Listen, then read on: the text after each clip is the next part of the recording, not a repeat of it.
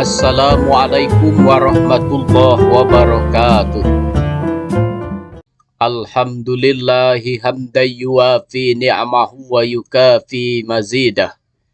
Ya Rabbana lakal hamdu kama yanbaghi li jalali wajhikal karim wa li azimi sultanik.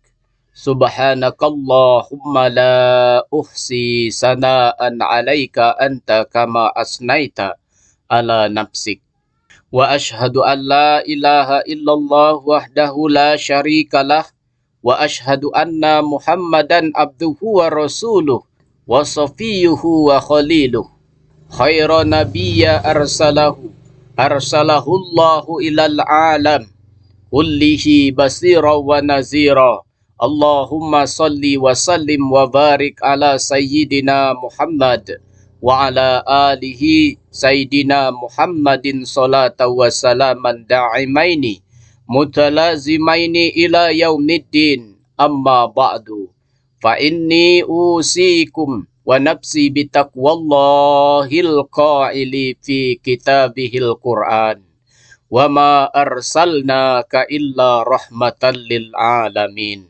Ma'asyiral muslimin rahimakumullah, pada hari yang mulia ini khatib menyeru kepada jemaah sekalian untuk senantiasa menjaga dan meningkatkan ketakwaan kita kepada Allah dengan semaksimal mungkin, yakni takwa dalam artian menjauhi segala larangan yang ditetapkan Allah Subhanahu wa taala dan menjalankan perintahnya.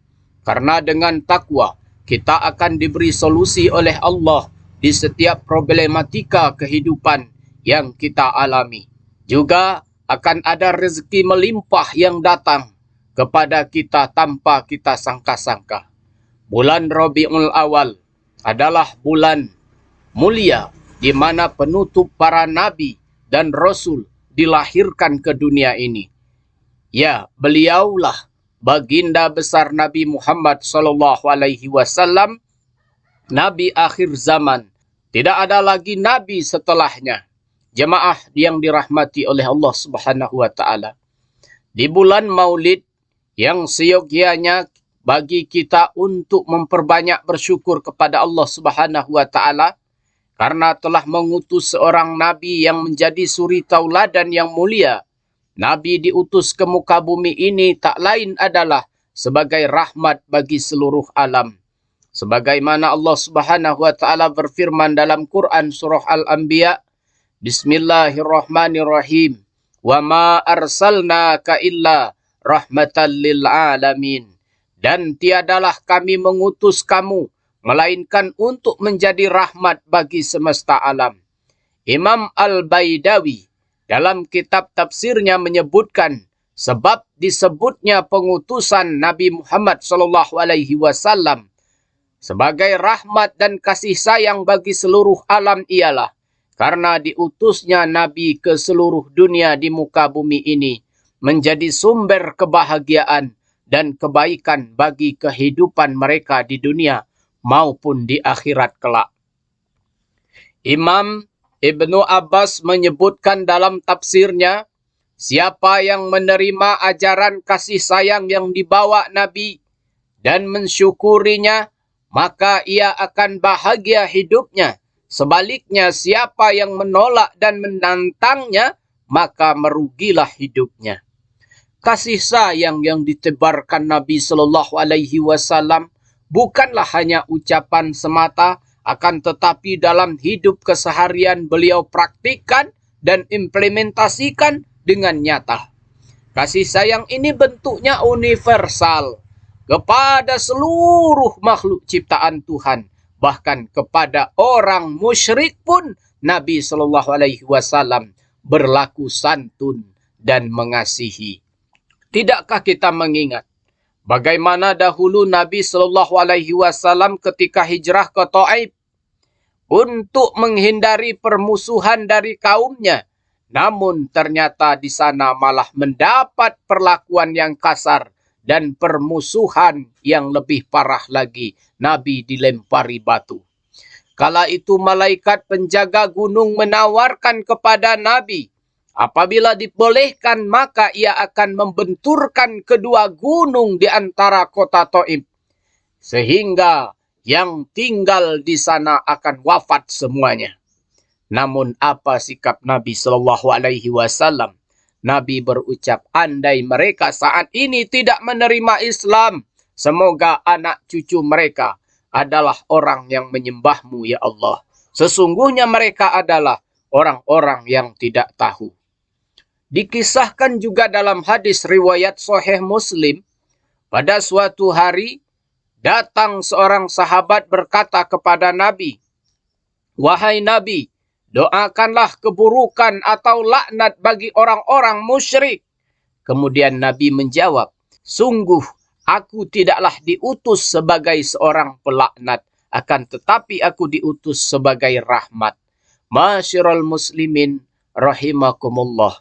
Di antara sifat mulia Rasulullah Sallallahu Alaihi Wasallam yang pernah kita teladani juga adalah sifat pemaafnya. Ingatlah ketika Nabi Sallallahu Alaihi Wasallam perang Uhud bersama kaum muslimin. Kala itu pamannya Hamzah bin Abdul Muthalib ikut perang. Di tengah perperangan pamannya terbunuh oleh Wahsy, seorang budak berkulit hitam. Wahsy tidak hanya membunuhnya dengan menghunuskan pedang begitu saja dan selesai, namun ia mencabik-cabik isi perutnya juga. Hal ini membuat Nabi Shallallahu Alaihi Wasallam sangat sedih, sakit hati, dan marah. Bayangkan, paman yang begitu dicintainya wafat dengan cara mengenaskan seperti itu. Akan tetapi, ketika Wahsy menyatakan diri di hadapan Nabi untuk masuk Islam, Nabi pun memaafkannya, meski beliau tidak mau melihat wajah Wahsy lagi, sebab akan terus mengingatnya kepada peristiwa terbunuhnya pamannya. Jemaah salat Jumat yang dirahmati oleh Allah Subhanahu wa Ta'ala, mengenai sifat memaafkan, sungguh Allah telah berfirman dalam surah Al-A'raf, Bismillahirrahmanirrahim. Khuzil afwa wa'mur bil urfi wa'arid anil jahilin. Jadilah engkau pemaaf dan suruhlah orang-orang mengerjakan yang ma'ruf, serta berpalinglah dari orang-orang yang bodoh. Apabila kita menjadi pribadi yang memiliki sifat pemaaf, maka dapat kita rasakan lingkungan sosial di tengah-tengah masyarakat menjadi damai. Tidak ada dendam yang terjadi di antara manusia. Itulah kasih sayang yang dicontohkan oleh Nabi kita Muhammad Sallallahu Alaihi Wasallam. Semoga di bulan Maulid ini kita dapat meneladani sifat dan akhlak mulia Rasulullah, yang mana dalam mencontoh dan menerapkan akhlaknya terdapat kemaslahatan yang akan kita dapatkan, baik di dunia maupun di akhirat. Barakallahu li wa lakum fil Qur'anil azim. Wa nafa'ani wa iyyakum bima fihi min ayati wa zikril hakim.